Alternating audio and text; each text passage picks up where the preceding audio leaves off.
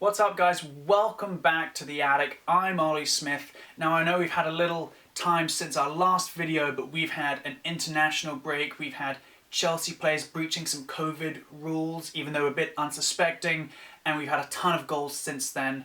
We're going to kick straight off into that 3-3 draw with Southampton. Let's do it. Now, it was a tale of two halves, don't get me wrong.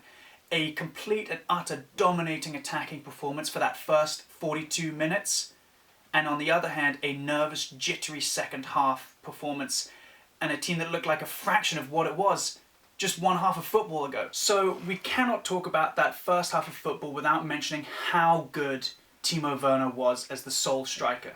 Now, Lampard has used a number of different formations, and where he's deployed Werner has changed from being on the left flank to kind of being a little bit off of Tammy Abraham in that kind of 10 role.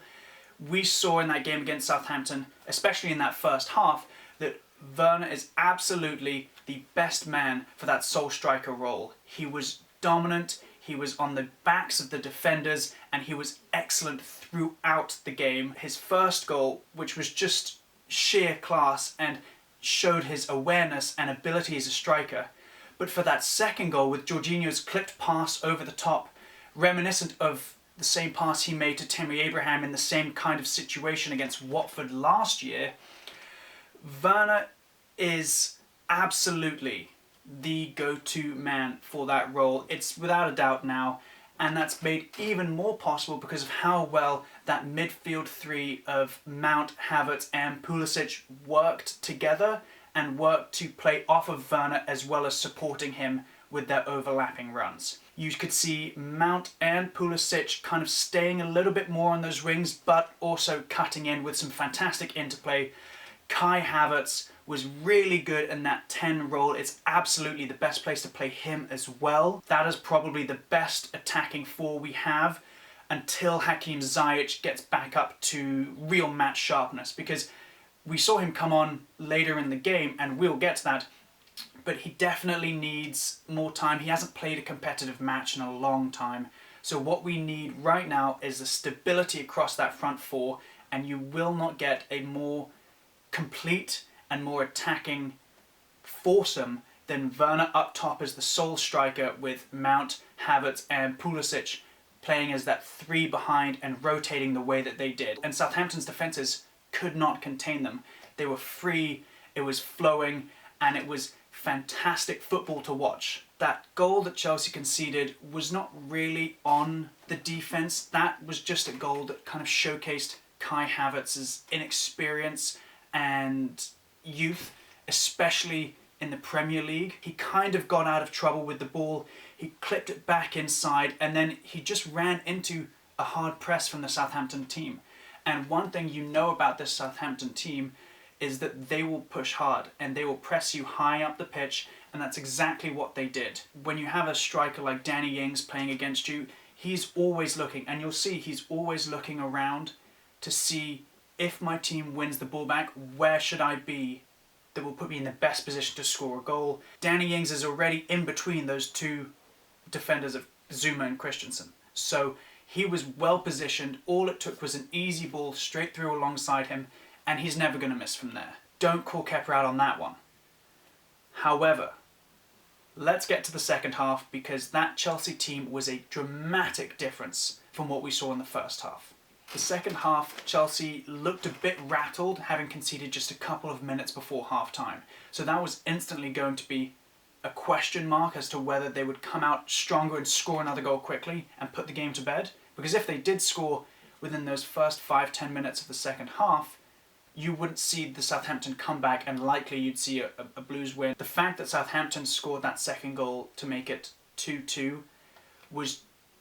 we'll just talk about the goal quickly for a second. It's not all Kepa's fault. It's not all Kepa's fault. I'm still on Kepa Island a tiny bit. It's obvious that the defence doesn't trust him, but there's two factors to this goal.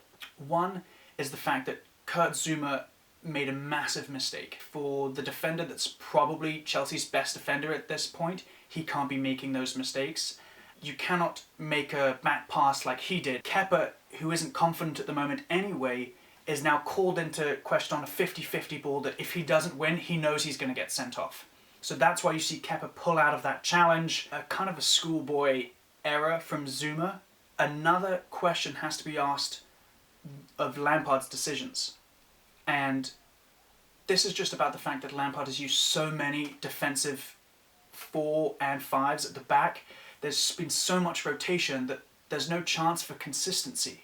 Lampard obviously doesn't know his favourite backline. If Thiago Silva was fit, having not played with Brazil or not travelled as far with Brazil, he would have been in the starting lineup.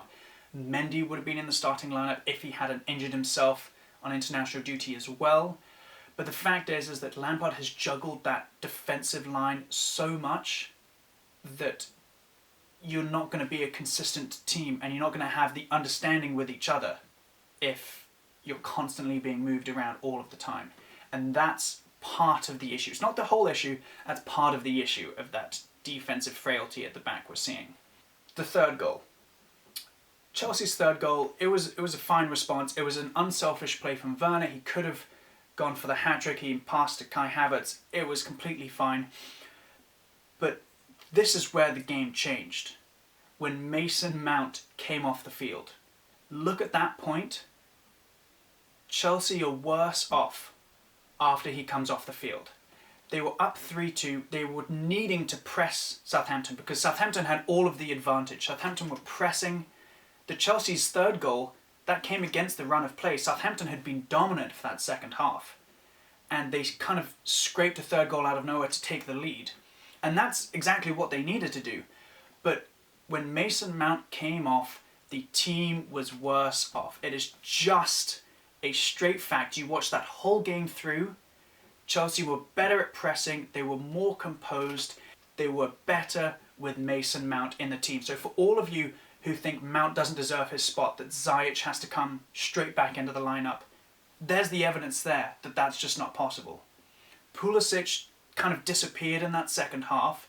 Kai Havertz, the same. They were trying to play a pressing formation and a pressing style of play with players who don't press the way that Mason Mount presses. The Southampton goal, it's one that Chelsea obviously want back. Not only did it come from a needless foul, I think it was from Reece James, but the closing down of Walcott should have been faster, and it's, you know, he didn't hit it cleanly actually. So if he had hit that much cleaner and a nicer shot, maybe then the Southampton defender wouldn't have been able to get his head on it and glance it in. It's just the way it goes. That one instance isn't the reason Chelsea lost the game. They lost the game, well, I know they didn't lose, but they lost 3 points because it all led up to that. They were under pressure, unnecessarily so, because they didn't press as a team. That will be something Lampard has to fix. It's time to give Lampard time. That's the one thought. You think of Klopp's Liverpool when he first took over and Pep at Man City, they would be leading, they'd be dominant, and they would give up goals at the end. And it took a little while. And we're not talking a couple of games here. It took a season. It took a season and a half. It took 2 seasons in some cases for the teams to finally find that mould of the manager. So there's no reason to call for Lampard's head. There's no reason for, you know, Lampard out to be on Twitter, even though it always is and always ends up being that way after results like these. A previous Chelsea team probably would have lost that game, or they wouldn't have scored that third goal. So if you want to look at the bright side, they didn't lose. They only drew. It feels like a loss. It feels like a loss, but the draw is fine. Now looking forward to the game in the Champions League against Sevilla, it's going to be a tough game. They're rugged. They've done it on the European stage against a number of big teams. They're composed. They're going to play a hard game, and you know that it's going to be tough work for the Blues. Maybe it's time for Antonio Rudiger to be brought in from the cold. Thanks for watching, guys. That's all we got from the attic today. As always, hit the like button, smash the subscribe, toss the comments in down below. I've attached my Twitter link and a couple other things down below, so have a look. All the best. Cheers. Thanks for watching.